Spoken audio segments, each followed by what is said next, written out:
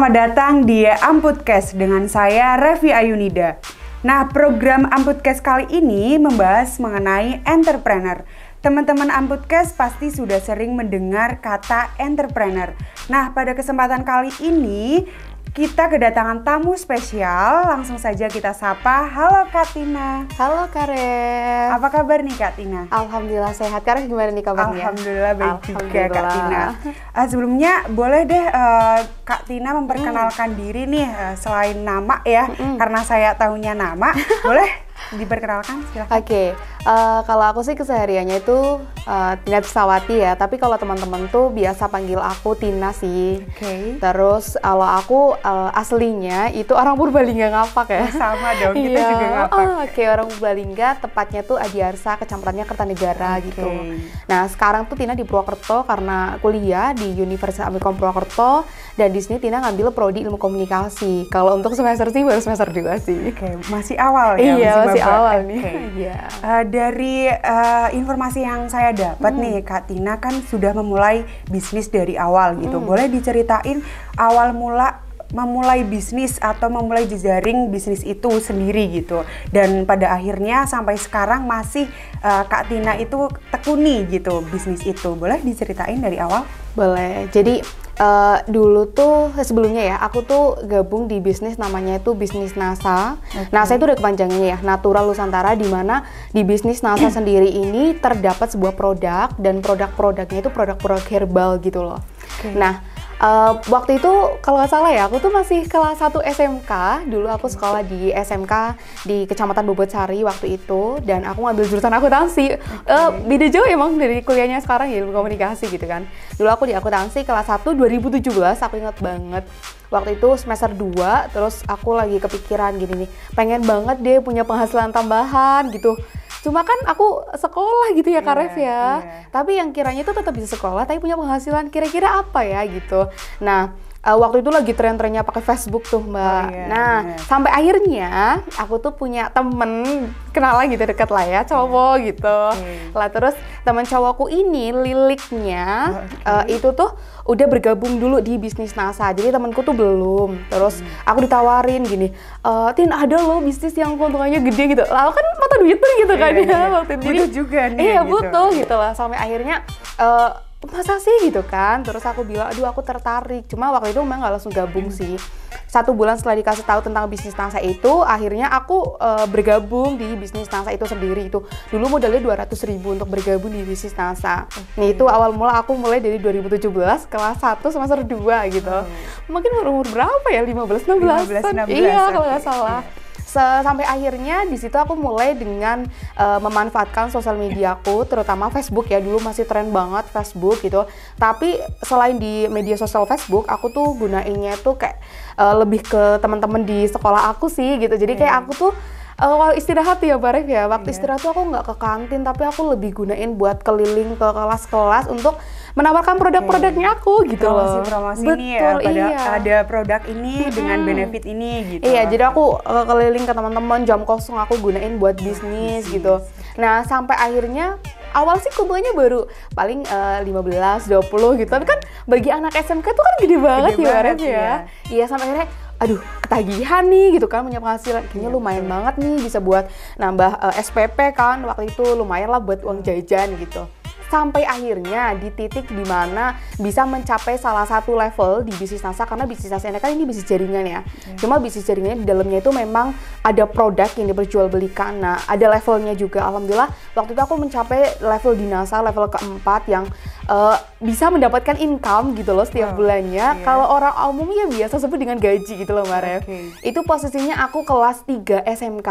Jadi di kelas 3 SMK itu aku berhasil ya punya penghasilan setiap bulannya gitu kan ya. Bisa dikategorikan aku juga kaget kalau punya penghasilan itu di bisnis NASA itu sendiri ya. Lumayan lah bisa buat bayar semesteran gitu. Sampai akhirnya aku memutuskan kuliah pun ya. Aku tuh aslinya lulusan 2020 Mbak Rev. Oh berarti Kak Tina ini gap year ya? Iya, aku 2 tahun gitu. Jadi aku nyoba gap year 2 tahun.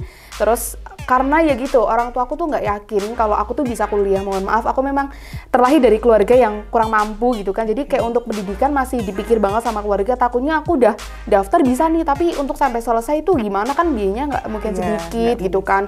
Tapi aku yakinin orang tua aku bahwa aku tuh bisa loh kuliah dari uang bisnis yang aku bangun nih dari masa SMK gitu. Sampai akhirnya aku memberanikan diri untuk masuk ke Amikom itu yang aku sekarang kuliah. Itu pun tanpa sepengetahuan orang tua.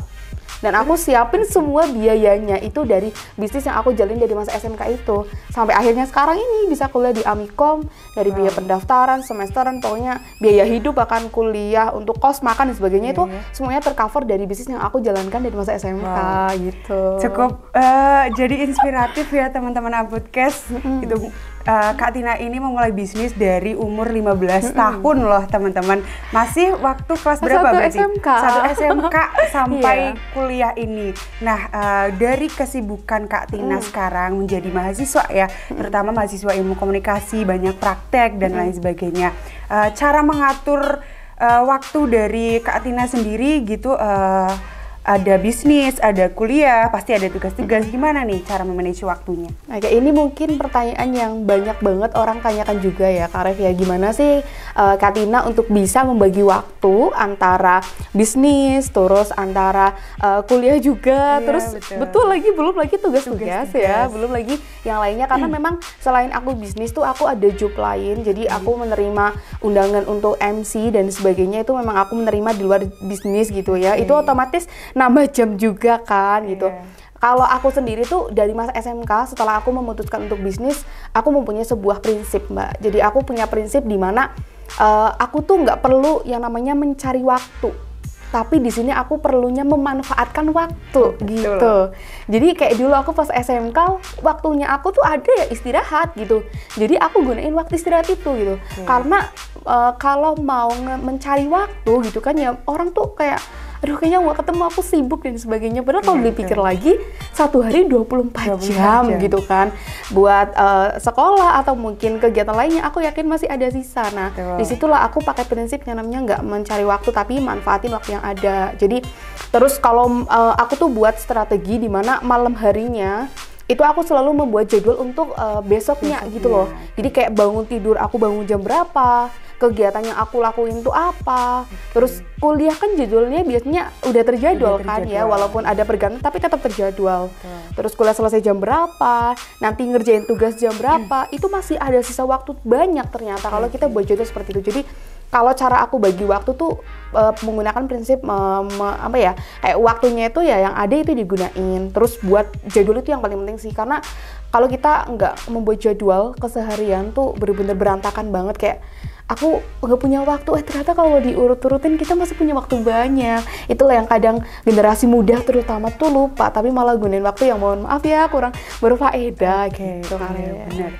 Jadi di sini dari Kak Tina memanfaatkan waktu ini, yang pertama adalah membuat jadwal ya, membuat jadwal esokannya saya mau ngapain aja sih kayak gitu. Dan yang kedua prinsip ya, prinsip yang harus ditanamkan di dalam diri Kak Tina. Boleh dicontoh juga Sobat Ambudcast.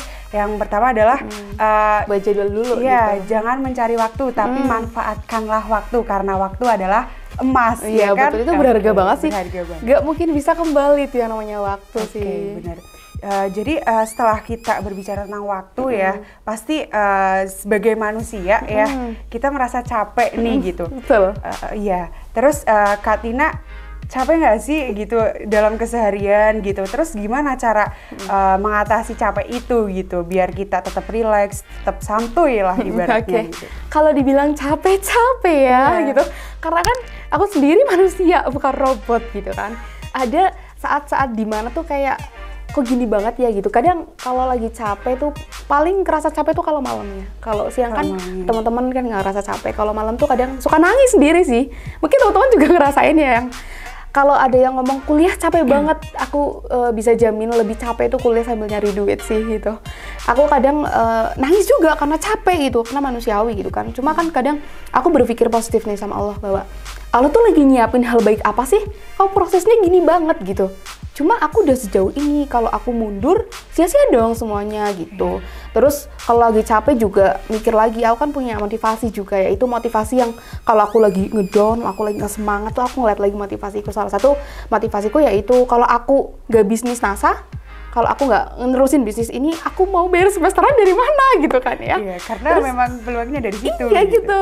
Karena memang aku penghasil utamanya dari bisnis. Iya. Karena memang orang tua aku udah gak bisa gitu loh. Kalau kamu mau lanjut kuliah ya itu urusannya kamu sendiri kan. Bisa kan kalau aku malah bisnis, aku nggak semangat, aku mau bayar semesteran dari mana? Mau bayar kos, makan dari mana gitu loh. Iya, terus lainnya juga yang buat aku akhirnya semangat, punya motivasi, kadang capek itu aku mikir kayak gini, banyak ternyata di luar sana tuh yang gak seberuntung aku loh gitu.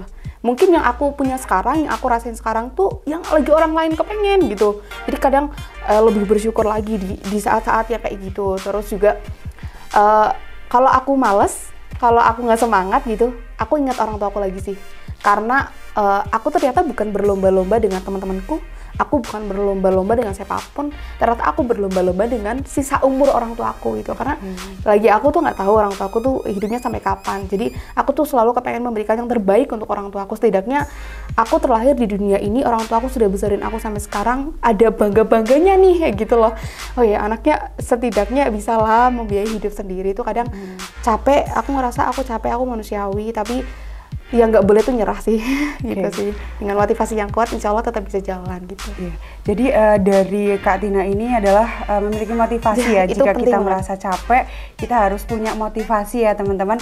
Yang pertama adalah kita ingat kebutuhan kita untuk kehidupan kita ya sehari-hari. Kebutuhan dan peluang dan kesempatan itu harus dimanfaatkan gitu. Apalagi bisnis itu ya gitu. Terus juga yang kedua, ingat orang tua, manfaatkan umur kita untuk orang tua juga gitu ya, membalas bakti kita ya terhadap orang tua itu. Kalau mungkin sih, kalau menurutku aku sih membalas bakti ke orang tua mungkin sampai kapanpun itu mungkin nggak bisa ya. Tapi setidaknya ada yang bisa orang tua aku banggain loh dari aku gitu. Cuma kadang yang disayangkan tuh ya, aku ngeliat generasi-generasi yang zaman sekarang tuh muda itu mereka tuh terlena gitu loh. Terlena, aku masih muda, masih punya banyak waktu. Tapi mereka lupa kalau orang tuanya tuh, kamu tuh lagi berlomba-lomba loh sama orang tua gitu sih. Nah, setelah kita berbincang-bincang mengenai waktu, motivasi, dan lain sebagainya, menurut Kak Tina sendiri nih, entrepreneur ini apa sih gitu? Definisi entrepreneur yang Kak Tina jalani apa? Kalau menurut saya sendiri ya, itu benar-benar tak pegang teguh juga sampai sekarang. Kalau menurut saya itu, entrepreneur itu kayak kita ngembangin terus juga nerapin sebuah kreativitas, terus inovasi kita juga, dimana dari kreativitas dan inovasi tersebut kita tuh bisa menyelesaikan namanya masalah. Dari menyelesaikan masalah itu akan timbul yang namanya peluang. Nah, disitulah yang kita bisa gunakan peluangnya untuk berwirausaha. Jadi definisi entrepreneur juga aku terapkan sih dalam kehidupanku, karena memang betul dengan kreativitas, dengan inovasi kita bisa menciptakannya namanya peluang. Oke, jadi menurut Kak Tina ini entrepreneur ini adalah membangun kreativitas mulai dari diri sendiri yang menciptakan peluang dan kesempatan itu gitu. Dan bisa jadi cuan gitu. Iya, betul sekali. Kalau zaman sekarang kan semua bisa jadi cuan aslinya ya, tinggal kita manfaatin peluangnya aja sih aslinya. Oke. Terus dari Kak Tina sendiri tadi menceritakan kan Kak Tina menekuni di PT NASA itu sendiri gitu. Di bagian apa atau di posisi apa Kak Tina? Oke, seperti aku bilang tadi ya, kalau di PT Natura Nusantara sendiri itu ada yang namanya jenjang karir gitu. Karena PT NASA itu sistemnya jaringan, jadi membuka yang namanya mitra usaha gitu. Nah, di bagian mitra usaha itu kita berkesempatan juga untuk menempati beberapa posisi atau level di NASA. Itu ada 10 level. Untuk sekarang ini aku berada di level 4. Kalau di bisnis NASA kita sebut namanya Gold Manager. Itu di bagian itu kalau posisi sekarang sih. Gitu. Wow, Gold Manager ya? Gold Manager itu. Dan untuk keempat. Gold Manager kalau boleh tahu benefitnya sampai berapa itu Kak Tina? Duh, ini Jadi mungkin sebelum ke benefit dari penghasilan Gold Manager itu sendiri ya, dari aku gabung NASA sendiri itu memang benefitnya sebelumnya banyak banget ya. Dari kita bergabung jadi mitra NASA itu nanti kita bakal mendapatkan potongan harga 5.000 sampai 100.000 per produknya itu kita dapat. Terus selain dapat potongan harga juga, kita nanti bisa mendapatkan yang namanya gaji setiap bulan. Wow. Terus kalau ada event-event atau ada kegiatan-kegiatan NASA kita juga bisa ikut gitu. Terus itu salah satu yang aku suka dari PT NASA itu, dengan kita memanfaatkan sosial media, ternyata kita bisa loh mempromosikan produk NASA dan gak hanya mendapatkan keuntungan retail, tapi kita bisa mendapatkan gaji gitu loh per bulannya, gitu ya. Terus kalau ditanya benefit penghasilan Gold Manager itu berapa ya? Satu bulannya berapa nih gitu? Bisa jadi inspirasi buat teman-teman semuanya juga loh di sini.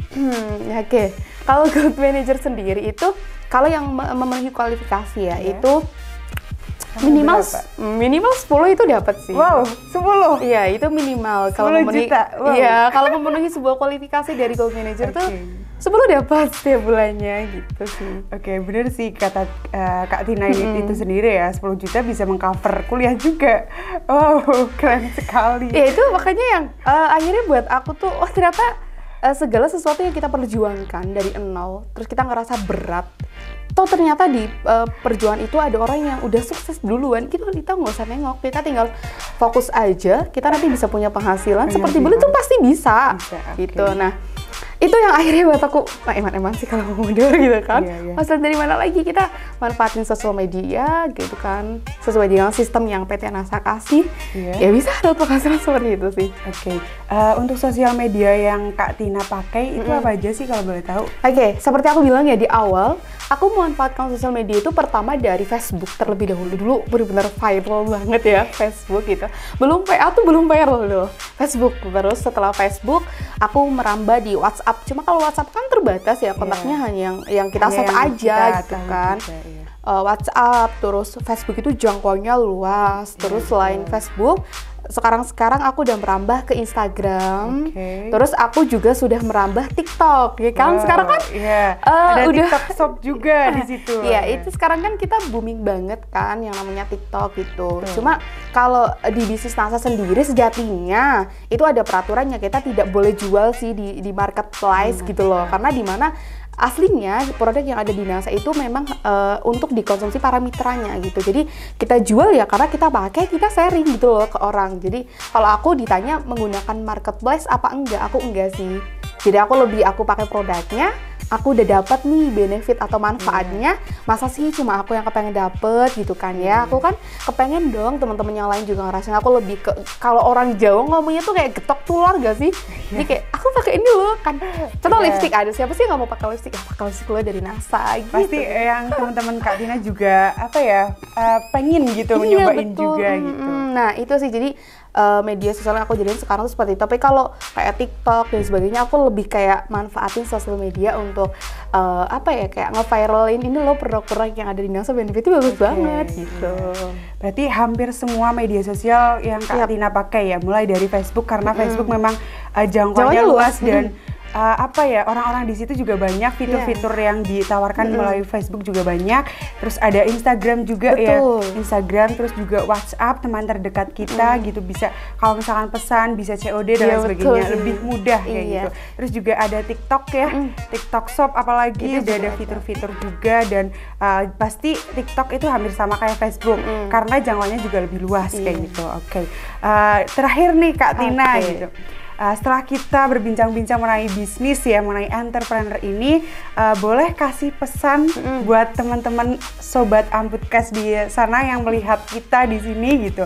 Pesan-pesan untuk memulai bisnis gitu. Jangan, biasanya kan teman-teman yang lain pengen instan dan aduh takut gagal, belum ada modal dan lain sebagainya gitu. Apa sih yang harus dimulai gitu, motivasi apa yang Kak Tina itu pengen share ke teman-teman yang lain? Boleh, silakan. Mungkin ini kayak pesan juga ya buat teman-teman muda yang lainnya gitu. Karena Tina kepengen itu kayaknya nggak enak banget loh kalau sukses atau punya penghasilan tuh sendiri gitu. Tina kepengennya ya kalau bisa bareng-bareng, bisa rame-rame, kenapa enggak gitu kan ya. Makanya aku merekomendasikan bisnis yang aku jalankan ini dari masa SMK tuh ya ke teman-teman terdekatku dulu. Masa sih kita sukses nggak mau ngajak ke teman-teman kita gitu. Yang aku pengen kasih tahu ya ke teman-teman Ampuh itu yang pertama, jangan menganggap kalau kita masih muda itu ya buat foya-foya gitu kan ya. Terus mau melakukan sesuatu gengsi gitu. Yang perlu dicatat, gengsi itu nggak bakal buat hidup bergengsi. Itu udah perlu digarisbawahi banget gitu sih. Iya. Terus mumpung, the power of mumpung, kalau aku tuh selalu menggunakan kata-kata the power of mumpung. Mumpung masih muda, mumpung masih sehat, mumpung masih bisa ngelakuin semuanya gitu. Mumpung ya kayak belum nikah ya, mumpung belum tanggungan anak gitu kan ya. Mau ngelakuin apapun tuh bisa banget. Jadi dengan the power of mumpung masih muda itu manfaatkan untuk kita kayak meningkatkan value diri kita, terus skill kita juga. Betul tuh diasah lagi. Terus bagaimana caranya untuk punya penghasilan? Kalau bisa punya penghasilan sebelum lulus kuliah, kenapa harus nunggu lulus kuliah? Ya kan? Jadi nanti lulus nggak perlu cari kerja, malahan lulus bisa membuka lapangan pekerjaan untuk orang lain gitu. Terus kalau anak-anak muda zaman sekarang, pesannya aku sendiri ya, bisa nih mulai dari sekarang memahami kita tuh kelebihannya di mana sih, kita tuh skillnya di mana sih. Nah nanti skill, kelebihan atau aku ngerasa minat bakatnya tuh di A loh, itu silakan diasah lagi. Kreativitas sama inovasi yang aku bilang tadi coba dimunculkan, coba diasah lagi. Karena dari situ kita tahu nih, oh ternyata dari kelebihan atau bakatku tuh bisa ngehasilin cuan loh, salah satunya gitu. Kadang anak muda lupa loh di situ. Contoh kecil ya, aku tuh cuma bisa ngefoto-foto. Zaman sekarang foto-foto orang bisa moto itu berharga banget loh. Iya, betul. Ya kan, bisa jadi fotografer dan sebagainya gitu. Itu sih. Terus berikutnya, ini perlu banget digarisbawahi, apalagi sekarang kita berada di kecanggihan teknologi ya. Boleh dong anak-anak muda daripada nih ya buat sosial media atau punya media sosial tuh buat gabut doang gitu atau belum menghasilkan apapun, coba deh mencari inspirasi atau bisnis atau usaha lain yang kiranya bisa mendapatkan penghasilan tambahan. Toh itu juga bisa bermanfaat buat diri kita masing-masing gitu kan. Jadi memanfaatkan sosial media untuk mendapatkan penghasilan tambahan. Masa nggak sayang sih HP mahal-mahal ya kan? Itu juga kan dibeliin kuota, beli pakai duit. Masa sih nggak mau mendapatkan penghasilan tuh dari HP juga, dari media sosial yang ada. Jadi paling itu sih pesanku untuk anak muda. Jadi manfaatkan media sosial, terus asah minat bakatnya di kemampuan mana lagi, sampai itu memang menjadi ahlinya. Terus yang paling utama yang seperti aku bilang bahwa prinsipku sampai sekarang adalah proses tuh nggak bakal ngehianatin yang namanya hasil. Itu udah pasti Allah yang jamin. Kenapa kok aku bisa ngomong kayak gitu? Tapi kadang kita planning A, Allah planningnya B gitu. Itu sudah bukan puasanya kita lagi, itu sudah bukan garisnya kita, itu bukan koridor kita lagi. Koridor kita itu cuma berdoa, berusaha, udah itu.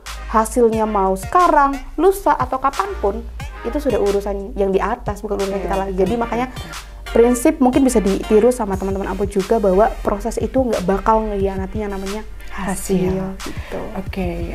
Yang bisa kita ambil ya dari kesimpulan Kak Tina ini sendiri adalah yang pertama adalah selalu memanfaatkan media, terutama yang kita punya ya, jangan sampai kita membuang kuota gitu tanpa menghasilkan balik gitu. Terus yang kedua, asah skill kalian juga di dunia media sosial maupun di dunia secara langsung ya, entah itu bergabung dengan mitra apapun itu selain NASA kayak gitu. Terus juga yang ketiga adalah kita memanfaatkan waktu masih muda gitu loh, untuk mencari peluang usaha. Dan satu paling menarik dari Kak Tina adalah the power of mumpung. Itu secara garis besar juga manfaatnya banyak dan mendefinisikan segala hal dari kata the power of mumpung. Jadi mumpung ini adalah manfaatkanlah kesempatan kalian selagi kalian usia muda.